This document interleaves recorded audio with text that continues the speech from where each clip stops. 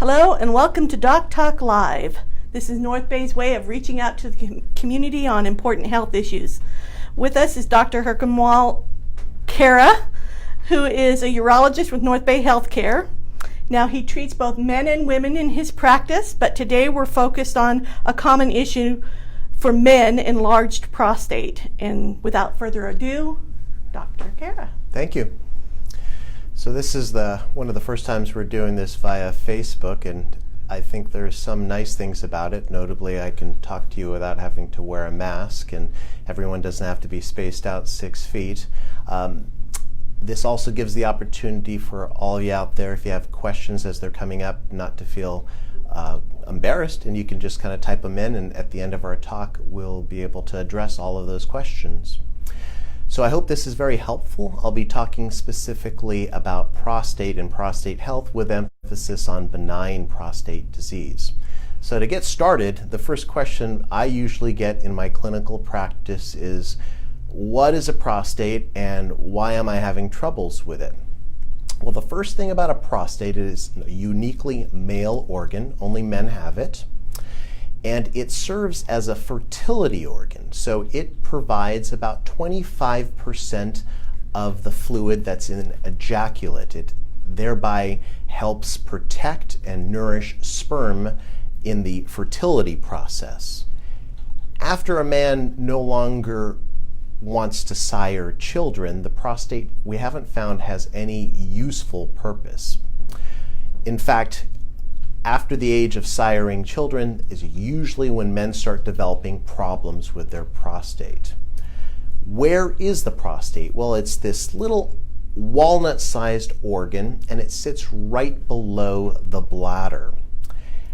Through the middle of the prostate is a little tube, kind of like a tunnel, and it's called the urethra. Now, that urethra we know is the urinary tube, attaches to the bladder, travels through the prostate, then through the penis, where it's called the penile urethra, and then opens to the world. So when a man wants to empty his bladder, urine travels through the urethra, which in part travels through the middle of the prostate.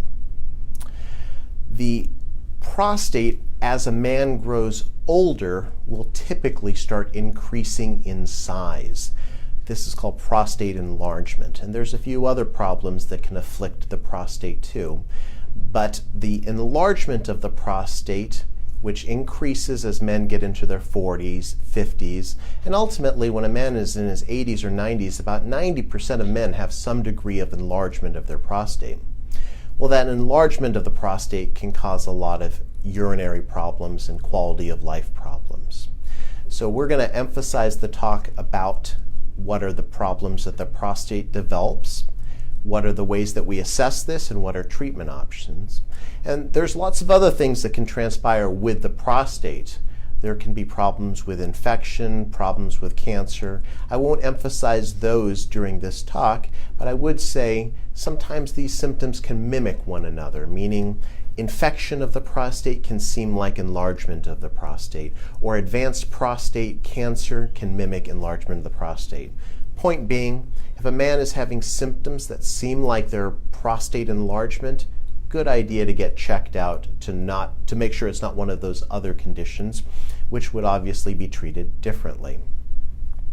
So, prostate. As a man's in his 20s and 30s, it's about the size of a walnut. We sometimes say about 20 or 30 milliliters in volume, and then increases in size typically after the age of 40.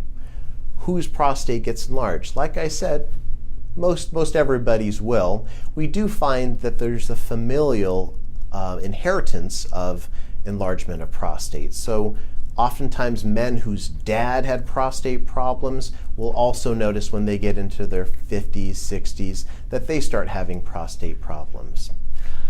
But nevertheless, even sporadically, men will get enlargement of their prostate and have those same sorts of problems. What are those problems? Well, I like to think of it kind of in a purely plumbing sense. The prostate, if you imagine, is surrounding the urethra, the P tube. And if you have enlargement of the prostate, it can squeeze on that urinary tube. So I've got an example here. Hopefully you can see this. So this is, if we it's a model showing the bladder wall, and if the front of the bladder was taken off and the front of the prostate. And you can see this is the urinary tube going straight through the middle of an unobstructed prostate. Well, as a man gets older, this tube can start to constrict. And what would you imagine would happen with constriction of a tube like that? Well, there could be symptoms such as a slower stream, difficulty emptying the bladder. And as a result of those symptoms, sometimes if you don't empty that often, then you're going to fill up quicker. So there'd be more frequency to get to the bathroom, more urgency to get to the bathroom.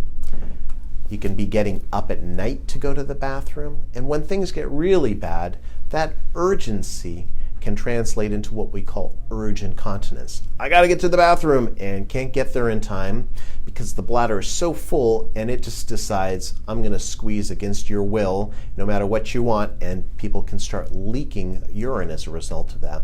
That's one of the later stages of bladder dysfunction from prostate enlargement. And so these are typical types of symptoms, but there can be other things that happen.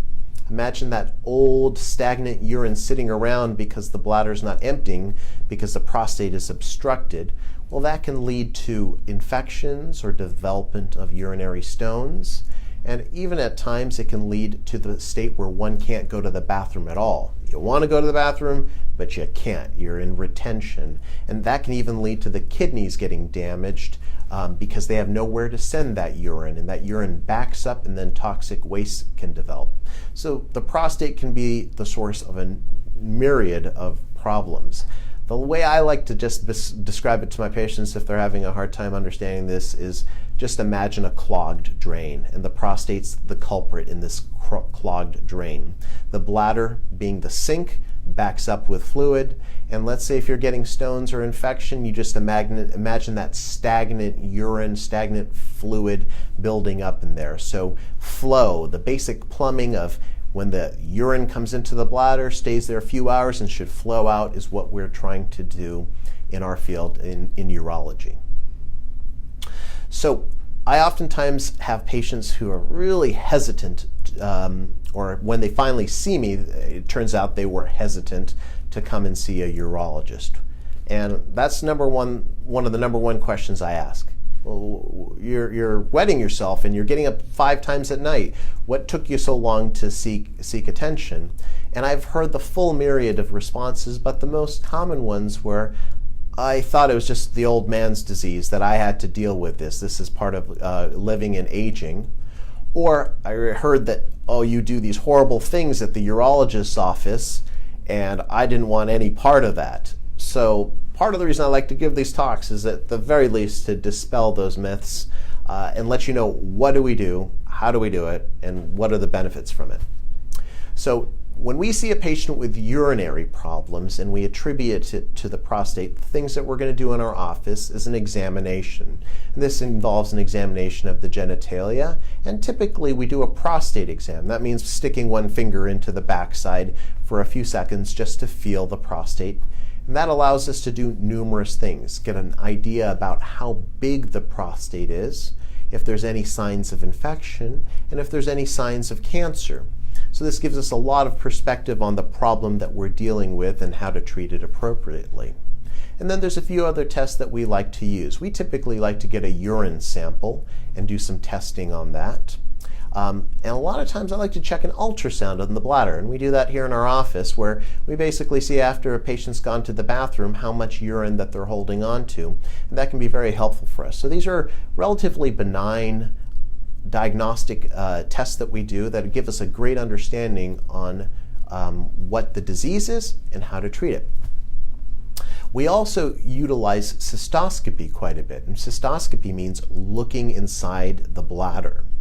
We, with modern eras, have tiny, tiny digital cameras on long scopes that we're able to slide safely through the urethra on awake patients and take a look at the whole length of the P tube, the urethra, through the prostate, all the way into the bladder. So, give you an example over here.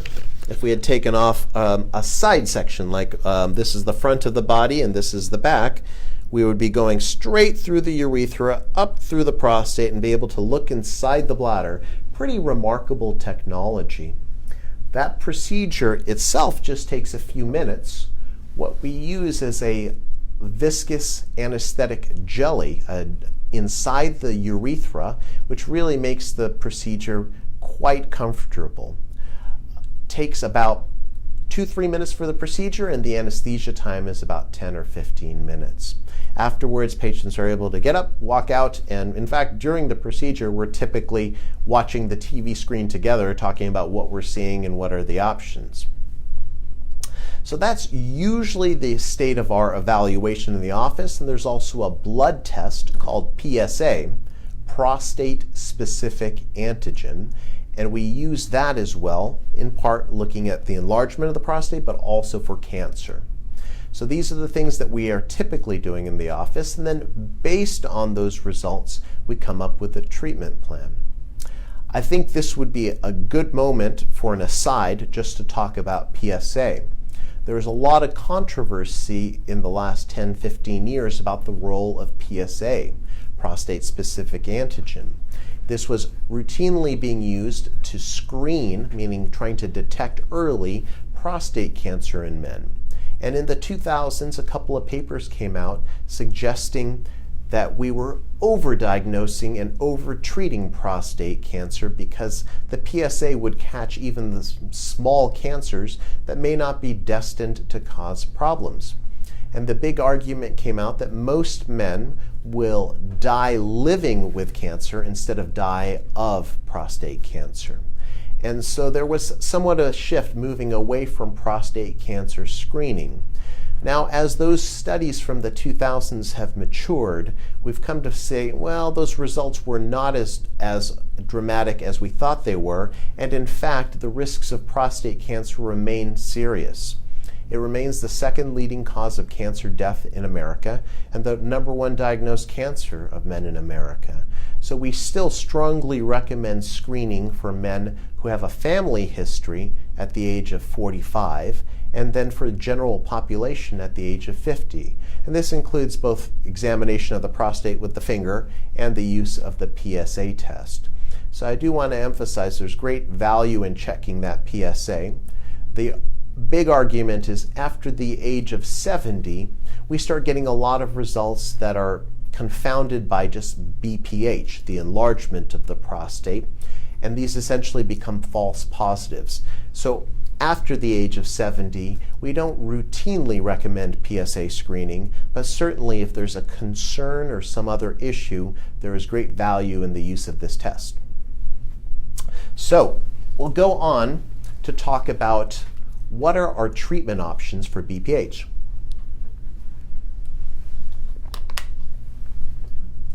First, the general treatment for early BPH is usually watchful waiting or lifestyle changes. If I see a patient in his 40s or 50s or even older whose main complaint is mild urinary frequency, sometimes getting up at night, or a mild slowed stream, mild urgency, but these things have not really impacted quality of life, we talk about what are the things that you can do to improve that. Well, you can reduce bladder irritants. What are examples of irritants to the bladder? Caffeine, alcohol. If the big issue is getting up at night frequently, reducing nighttime fluids. Maybe if you go to sleep at 10 o'clock, after 8 o'clock, cut off all fluids. And for a person who's getting up once or twice at night, this can be very significant in terms of improving quality of life. Caffeine is both an irritant for the bladder, so when you drink caffeine or coffee products, you'll get a lot of urgency to go to the bathroom, but you'll also make more urine. It's a diuretic as well. So it's a double whammy in terms of taking caffeine and why it affects your bladder. These are things that we oftentimes say, well, before we try anything aggressive, let's try that. Then there are herbal supplements and medicines that can be trialed if the prostate problems are persistent or more bothersome. The herbal supplement that people use most is saw palmetto. In big studies, it hasn't been proven to be better than placebo, But anecdotally, meaning I have plenty of patients who tell me the saw palmetto that they take has been very helpful in reducing mild symptoms. So I don't balk at the idea of my patients using herbal supplements such as saw palmetto. It's just difficult to know what kind of impact it will have on certain individuals because it hasn't been well studied in the kind of way that we study pharmacological drugs. I haven't seen people have side effects of this supplement though. So it's certainly a consideration for someone who wants to avoid anything beyond just herbal supplements, who wants to avoid medicines or surgery. The medicines that we use, we have a couple of different classes of medicines. The classic one is an alpha blocker. And what this is a medicine that tries to relax the prostate channel. So again, getting back to that model, this was the good prostate that was non-obstructed. And remember, I was talking about one that gets squeezed shut and obstructs the urinary stream. Well, there's muscle in this prostate. And so an alpha blocker medicine will try to relax that channel and open it up a bit. That muscle gets relaxed so that hopefully there's better flow, better emptying, and then all those other symptoms that I talked about, like incomplete emptying leading to more urgency and frequency and getting up at night, oftentimes those symptoms can abate partially or significantly.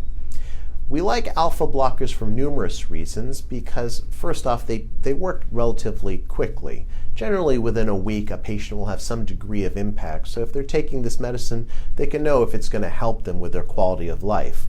I see some patients are getting up 5 times to go to the bathroom. They start their alpha blocker and come back in a few weeks and they're down to 1 or 2 times.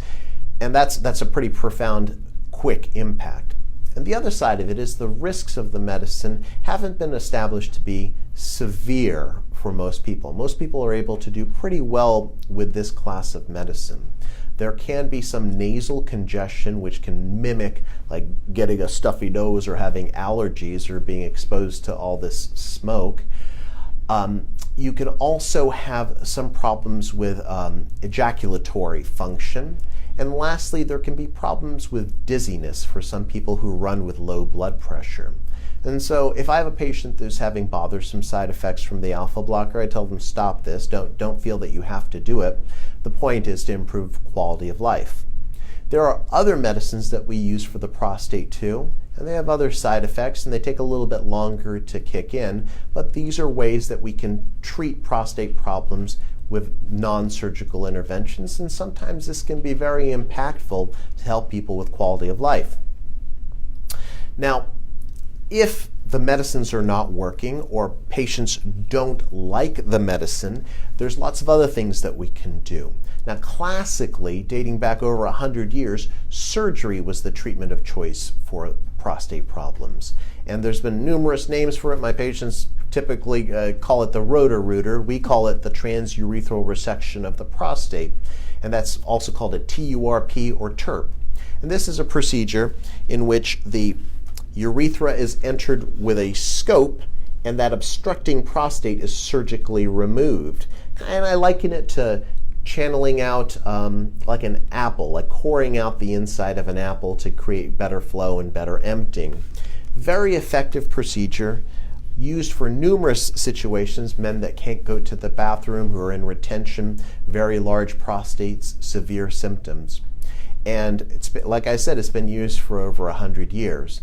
The hesitation that a lot of people have is if their symptoms are not that severe or they do not want to have a hospital-based procedure, they kind of avoid interventions for that.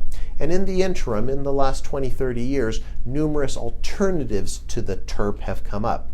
Classically is the use of lasers, interstitial lasers, to ablate that tissue. So instead of cutting it out, evaporating it.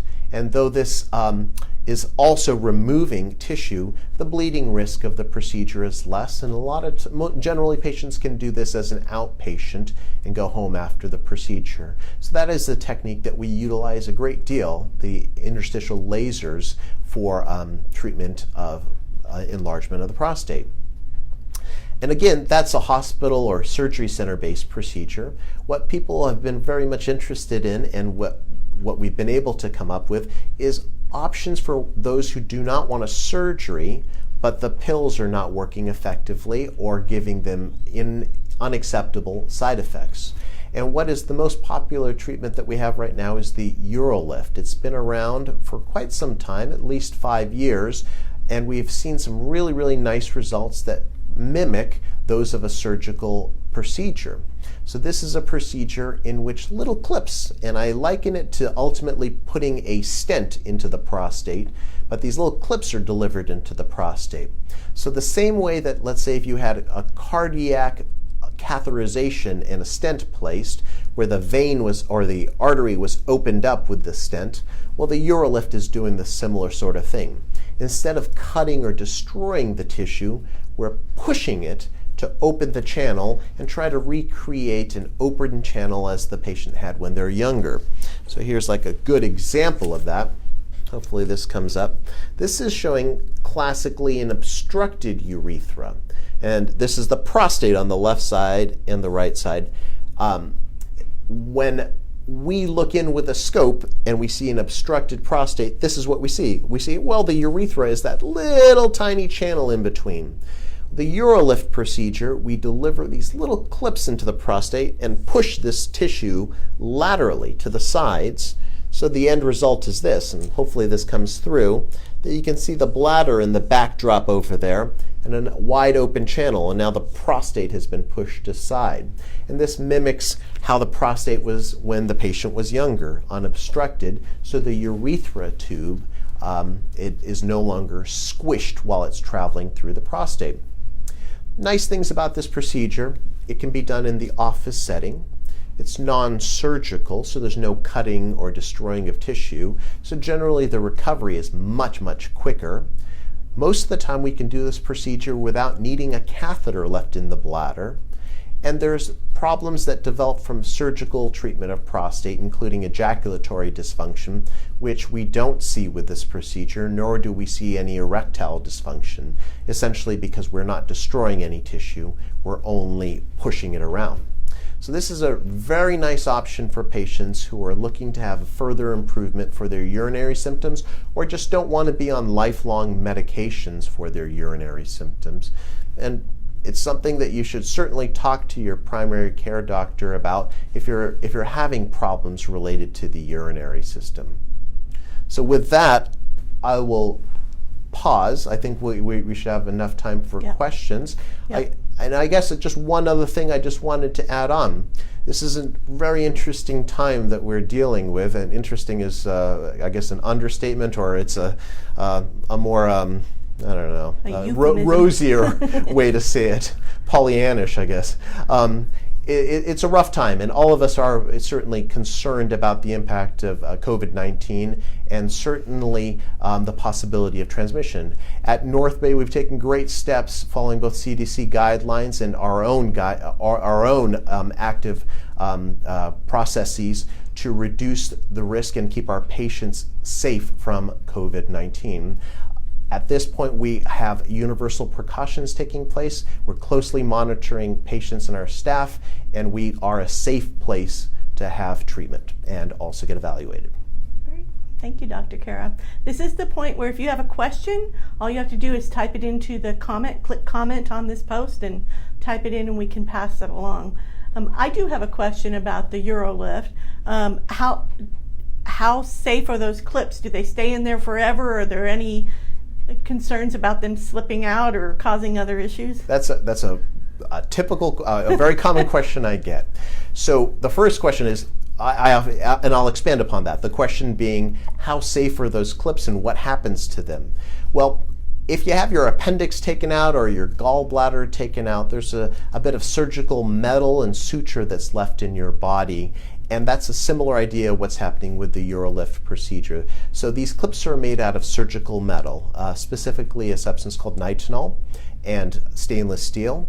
And in between the clips is a surgical suture. So these are permanent implants. They are very small. They stay there permanently and should remain inert. They shouldn't set off metal detectors. Patients can still get MRIs up to, it's been tested with the most common, largest magnets for MRIs that are out there, 3 Tesla, and it's been safe. Not to say it won't be safe with even bigger magnets, but we don't have testing on that. And in general, patients are not even aware that they're in place. Wonderful. So let's talk about enlarged prostate and the causes. You said a lot of it can be hereditary, but is this kind of the thing that's going to just expect it as you get older, it's going to happen to you no matter what? Or are there actual men out there who get through their older years without ever having a problem? It's kind of, so the question being, is everybody going to have some treatment for their prostate at some point in their life? Not necessarily, but we do recognize that histologically, and that means at the cellular level, that most men, if they live long enough, are going to get some component of BPH, some component of enlargement of the prostate.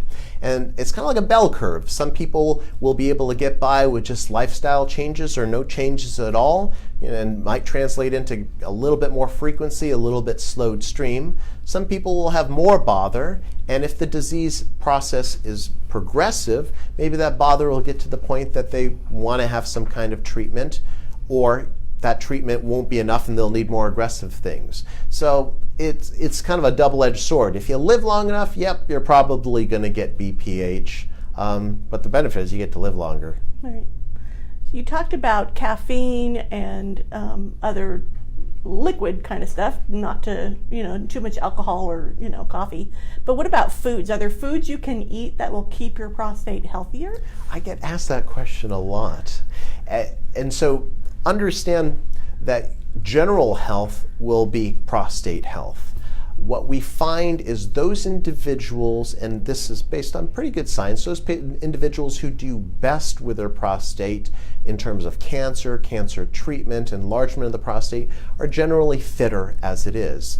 Less adipose tissue, lower body mass index, so meaning being fitter, less fat on their body, will generally have better outcomes. Now, does that mean you won't get prostate problems if you eat well and exercise frequently? No, of course not. But it means that you'll most likely have a better course, meaning a less complicated course and a better chance for improvement if you are in good shape like that. We have found things like the Western diet, which is the high-fat diet, high-protein diet, does no services for the prostate. Certainly it has been affiliated or implicated a little bit with risks of prostate cancer, but we don't have a direct correlation between diet and prostate problems. So what are the recommendations for prostate cancer screening in patients who have BPH, and are those with BPH more likely to develop prostate cancer? Oh, okay. So the question, first off, how do we distinguish between BPH and big prostate and prostate cancer? And then what should we do in terms of checking people? So there's numerous different guidelines, and sometimes it's very conflicting, and oftentimes if you talk to 3 different experts, you might get 3 different perspectives.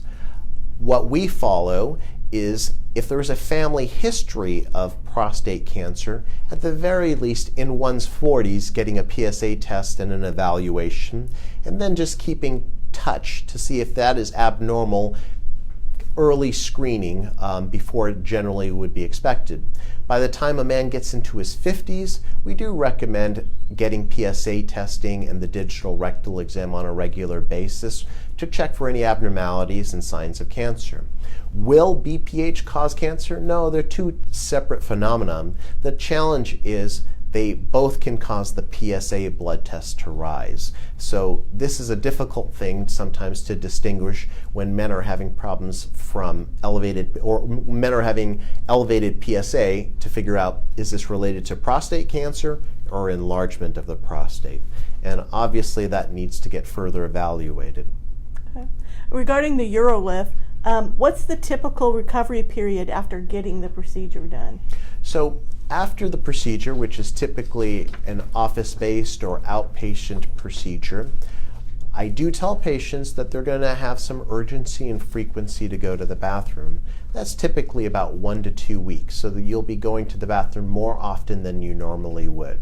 There can be some burning and blood in the urine, which can be bothersome, and usually by 1 to 2 weeks, again, this has resolved.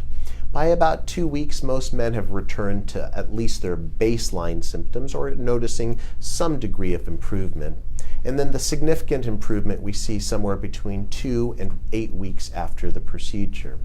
Aside from that, there aren't typically many major issues associated with the procedure. A small percentage of people might need a catheter for a day or two, but most don't.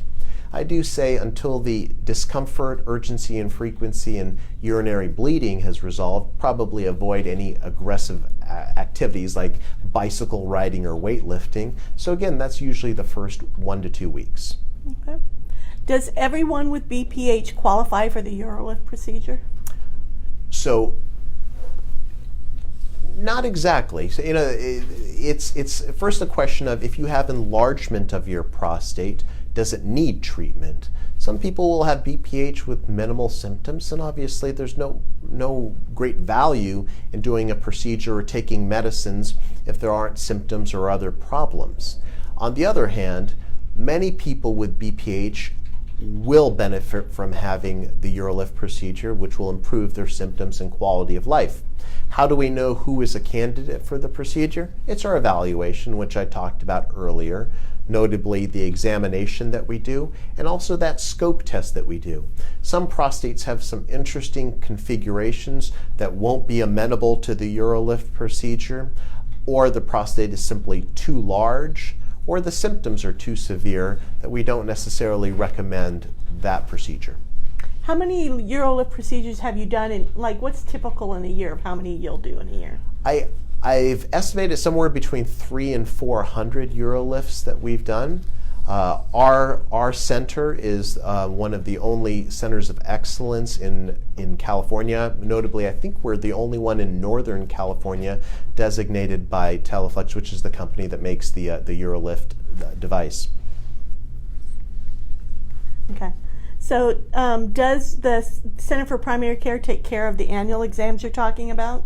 Or do they have to make a referral to you for that kind of So thing? annual examination, if it's just general prostate health, these things like PSA testing, digital rectal exams, everybody's primary care doctor can do that. Certainly if the patient has a family history or wants to see a urologist, the Center for Primary Care can have you referred over to us to be seen. But a urologic evaluation for a man over the age of 50 is kind of a standard thing that's checked in the primary care practices. Okay. So you talked about frequent urination and urgency. Are there other common signs that men should be looking out for? There's lots of problems that men can look out for. And so, in truth, the things that we think about are frequency, urgency to go to the bathroom, getting up at night, not being able to empty the bladder. Things that seem so obvious, but sometimes I'm shocked when people say they didn't come and see me right away, would be infections of the urine, bleeding in the urine. These are big reasons that you need an immediate evaluation. Those are the classic things. And then there's things like incontinence, or ever being in a circumstance where urinary retention developed, meaning we're not able to pee and or a catheter was placed. These are all things that would obviously need to get evaluated soon. So what causes the enlargement of the prostate? Is it a hormone change? Is it just hereditary? What's happening that's making it enlarge? So why does the prostate enlarge? We don't have an exact thing that we can attribute to BPH. We can see things that are associated with that, meaning there can be familial patterns where men have bigger prostates in their family and they have earlier onset of that BPH. And certainly there are hormonal aspects to enlargement of the prostate and things that we can manipulate to shrink the prostate, but we don't uniformly recommend affecting those because of side effects of those sorts of treatment. We usually wait till there's actually some sort of bother. Okay. Well, we are actually past the time for this chat. I want to thank everybody for tuning in and those who asked questions, and thank you, Dr. Khaira. And we'll see you in our next chat, which is on open enrollment, correct? Next Tuesday. Thanks for tuning in, everyone. Take care.